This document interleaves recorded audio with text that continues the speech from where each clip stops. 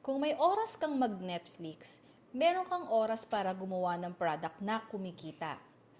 Ang tanong, saan mo nilalagay ang oras mo? Most moms say wala daw silang time. Pero ang totoo, meron. Alam ko kasi nanay din ako, 4 ang anak ko, at may mga gawaing bahay din ako. Sometimes lang talaga, natitrade lang natin siya for entertainment and non-stop scrolling sa social media.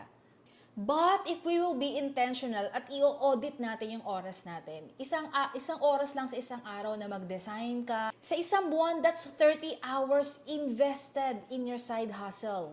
Hindi mo kailangang iwanan ng work mo o ang pagiging nanay mo. Just 1 hour intentional daily. It will start your momentum. Pero para yung 1 hour mo, guided talaga at sulit na sulit, kumbaga walang tapon, kailangan mo ng guide.